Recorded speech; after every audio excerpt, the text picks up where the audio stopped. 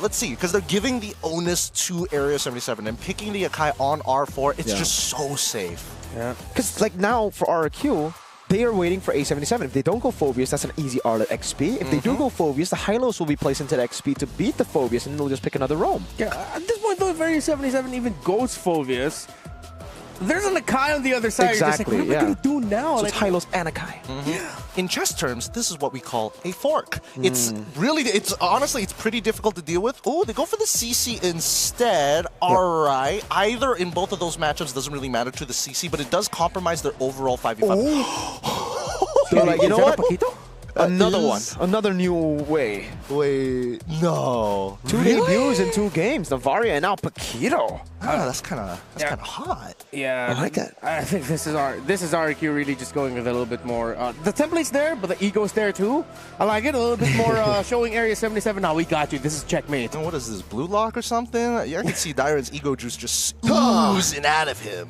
I'm just a fan, dude. Like, I've been talking about how Dairon needs the carries in MPLID, and now that he's getting it, I'm just here for the show because back when he was in Rebellion, this was his prio pick. This was him, his favorite, correct. with Benedetta. Yeah, with Benedetta, of Let's course. see if Dairon can pop off with the Paquito in the EXP lane, if RRQ Hoshi will close out this series as expected with a 2-0 victory, or will Area 77 surprise us all? Thanks, Renmar. All right, we're getting right into this straight away. Match point currently for RRQ Hoshi. MSC 2025 can't be just this, especially with North American representatives on the blue side looking to pull this back against the Kingdom. Now, let's jump right into it, right? Because I think we need to figure out ways and maybe potential holes in RRQ's defenses, or maybe Area 77 to kind of push back, because again, they go for that initial leash, which is, again, we don't see very often, but so far, Dairon is very comfortable to take on Ureshi in this 1v1. Yeah, it's because of the wave clear. You get, like, if you angle your skill 2 properly, you get the damage and the clear. So there you have it. Bargain Hunter here with the Inspire. I think the emblems are pretty normal, so I'll try to answer your question. What are the weaknesses? I think for A77, they have an easy way to pick 1 or 2 members off straight off the team fight. Like, I mean, Edok is very vulnerable. Dairon and Rin's also no Purify. Yeah, both don't have Purify here. Although the mid duo is actually kind of struggling here because, as you can see, Joybotch, he needs to be able to kind of walk up and punch something to get the initial heals, right? But it's so far, it's clear that Edok and as well as Rins are timing their abilities to make sure that he's not getting the maximum amount of heal while still making sure that Hunter has to walk up in a very awkward manner. Focus on clearing those waves, focus on getting an early recall, or at least force away Joybotch in a more compromising position. Interesting. Both sides positioning himself for the very first objective. Okay, just playing around it now. Yeah, they're really trying to put or set Dairon for success here in game number 2. They want Dairon to snowball because once you do, you get a heavy spin, say on anyone, it's an easy one-shot for Dairon on the Paquito. We'll see whether Dairon actually goes for the full damage, right? It would be fun if he did, but, whoa, hold on. Knockout strike not landing. Goes back to the safety of Sutsujin, who's walking on the turtle. They're really taking their time here, but here comes, as the Glorious Pathway comes through. Oh, okay, that's an attempt now, Shiro. Okay, lockdown, knockout strike into Retribution. Sutsujin picks up first blood.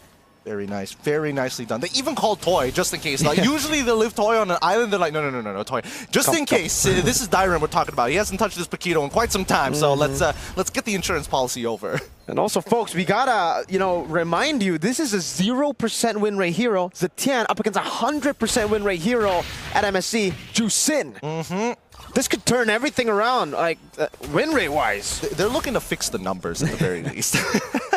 Kescue was not happy with it. It's like, hey, I love the Zetian. We gotta make sure these numbers are good. Rins, my boy, do God's work for us. We're gonna get this back. We're gonna pull it back for her. So far, as we can see, like, Area 77, I'm trying to think of a potential play that they could do, but the main issue is that Sutsujin is just such a good way to kind of nullify the effect, right? Oh, you're about to get a pick on somebody, heavy spin comes into play, disengages the entire team. Dairon's in trouble. The damage, now he's going to be Kanto, Curtain Call, and the Lantern Flare with the Crimson Beacon too. He has to flicker, but he will die. A bit too aggressive, did not know where the Jusin was. At least Rins gets a bit of punish there. I guess. At this point, Sutsujin is thinking, all right, thank God we got Toy involved in last turn. I was like, thank God he got an assist. Tyron, how could you? It's like, oh, sorry guys, I'll try one more time. Don't worry. If I die again, then you can lose faith in me, but until then, I will pull this back for us. Because it looks like you're trying to set something up, right? Idaki was thinking about it. He was thinking about dropping that Glorious Pathway, but there is no reason to fight as of right now. Most objectives are still up. The clear has been very good for Sutsujin. He does spot out Shiro, and he does have a full level ahead. So if he steals this away, or at least forces the Retribution out of Shiro, then same thing as last time. It's just a free turtle. Yep. A battle. Who wins it? Was that Sutsujin? Shiro? I think that was Sutsujin on that one. Okay, there you go. And now Turtle number 2 spawns in the game. Whoa. Another 1-1 at Turtle 2. I don't even know if Area 77 should contest this. Is this contestable? Joybotch does have his ult. Who does he want to pick up? Can he pick up Rins? I think he can, but the Flicker is available, but the 2 tanks, that's the problem. It's that heavy spin that they can't seem to bait out naturally. Glorious Pathway into the back. Now, oh my lord, Reshi almost pinned down to the wall. There's Joybotch is forced to flicker out defensively. Gets a Tsunami Slam over to Edok, but he's, good. Oh, what? Tyron, knockout strike into the back. Now Retri battle, Sutsujin winning it out. Tyron walking back, and RRQ again, get the objective and dip. Wait, what? There was definitely a punish there for Area 77. They did not want to initiate the trade, and I think they would have been able to trade up on towards... No, it would have been 1-for-1. It was hard to get on top of Rins, I guess. But even so, they don't mind 1-to-1 low kill count so far. RRQ developed their 1.3k lead, and now it's just squeezing out the value from such a small lead. It's back-to-back games with the same playstyle for RRQ. A77 again, Joybotch. Without the flicker, you're passive on the Kalea. You have to understand now, after the changes on Kalea in the previous patch, that range on skill 2 is so short. You need Flicker to be able to get like a crazy pick off, especially on a mobile pick like Tyron. Unless Tyron walks up, then I guess that's free knockout strike over to Rins right there too. It's a turret up top for free. Toy gets a trade, and it's just a punish off of Area 77's rotation and commitment down below. It's a skin diff. Terry Bogard on Dyren, the king of fighters. Love it. That's why. You gotta make sure you got your skin game good. You get those extra stats, and you're like, man, I'm a beast. I'm so good at video game. So far, I think it's been working out well for RRQ, right? Like, oh, Conceal, they know the purple buff is available, but did they know that Area 77 all rotated down to that bot side? What a read! Yeah, wow. Incredible read, and they just have to give it. Akai being a level ahead of a Lancelot is something, again, that we just don't see too often.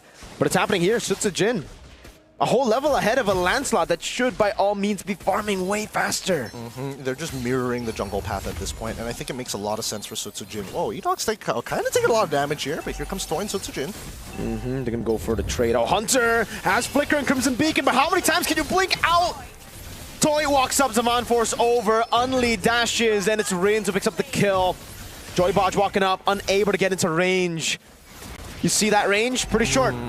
Very, very short. I was surprised Hunter didn't use the Lantern Flare straight away, or like flicker out of it straight away, knowing there's a potential. Because again, Toy doesn't have flicker of his own. He's running Purified. So if he's on top of you with the Zaman Force, there's no escaping it at that point. So they have to make these calls a little bit earlier. Dive on ISO, has the flicker, will use it. Edok tanking it up, just enough for Toy to get those shots in. That's another over to RRQ. I'm not gonna lie, with the Zidian, with the Harith, especially with the MR shred coming out from Zidian, it makes Harith feel like he's his old self. You know, he's doing some like actual relevant damage now, especially since it's so early on into the game. I'd love to see the take. Oh, Shiro gets the orange buff. The take on items for Toy, because we saw Innocent go for the book Enchanted Talisman yesterday. I wonder if Toy's doing the same here, or if he's sticking to the same old Starlium Scythe. We'll see, we'll see. Oh yes, there you go. Yeah, there we go, there we go. Making sure that he completes it. He's already got 2 items already complete. Fury the Phoenix comes on out. Oh, okay, good flicker from Ureshi. Yep. Manages to get out, and man, this playstyle. Oh, Tsunami Slam, but it's only onto the high-lows. That means Toy's free to go for damage, and he does. Bodge versus high-lows. That was a sustained battle at that point.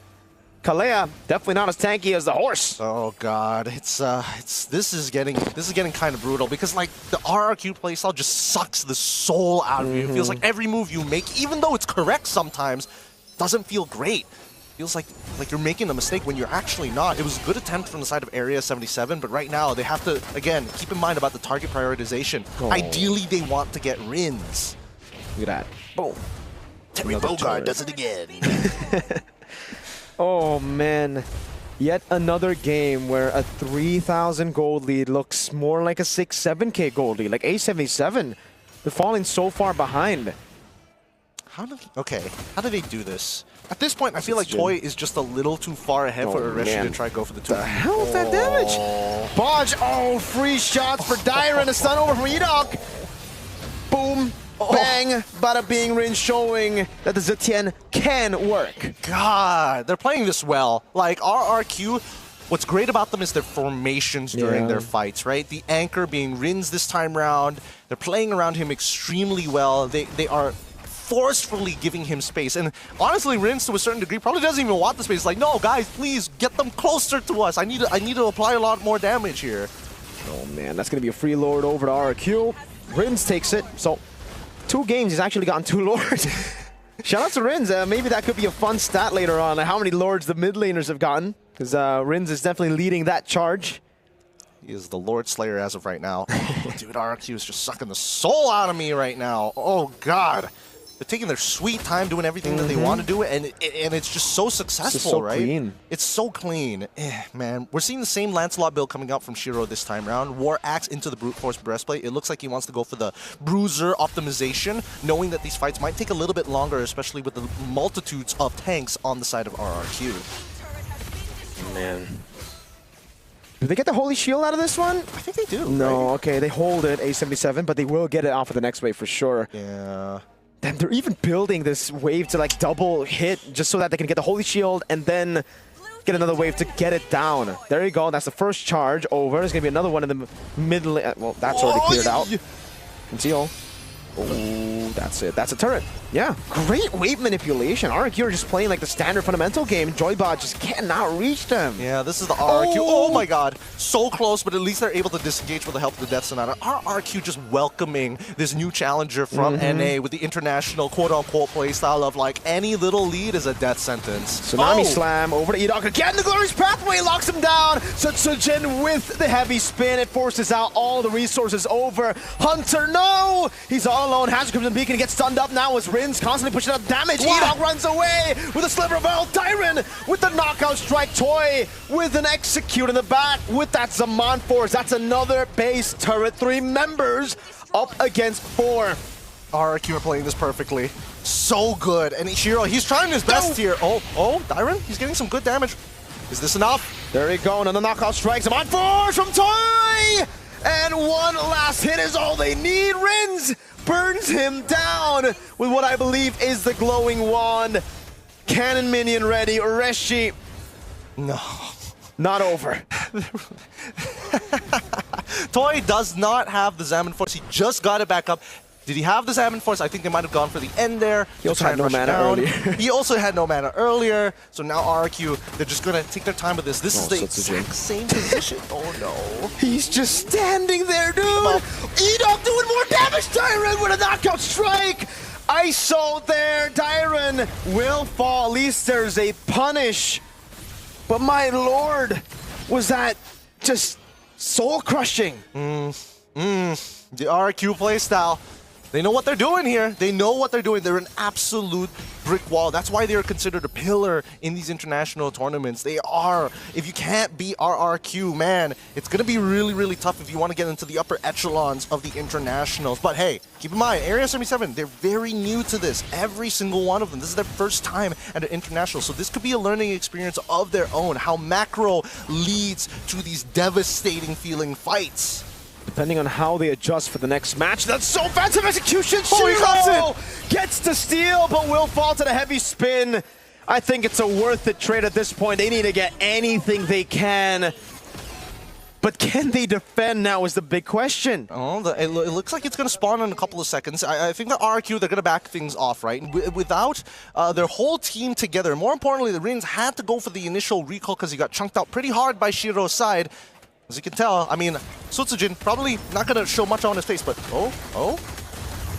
Another knock with Lancer Flare. Should be a free kill. Eat Yeah. up. No, okay. Sky Piercer, thank God. Sky Piercer. There you go. A77. Another, I think, breath of fresh air for them as they can prolong the game at least to a point where hopefully ISO and Shiro does enough damage. I can just imagine Kescute in the background. He's putting on the rings. That heavy left hand is coming real soon.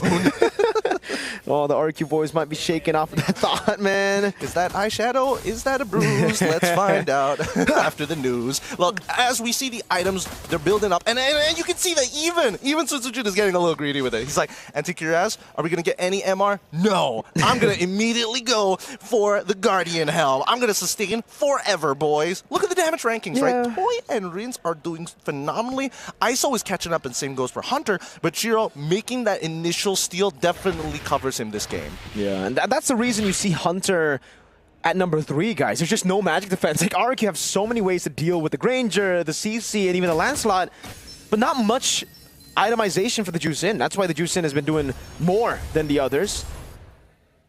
And that's a concern, because Juicin's not really a damage hero, he's a utility. It really is. And again, Hunter doesn't have a Sky Piercer as well. They want all those Sky Piercer stacks to fall into the hands of ISO ideally. Oh.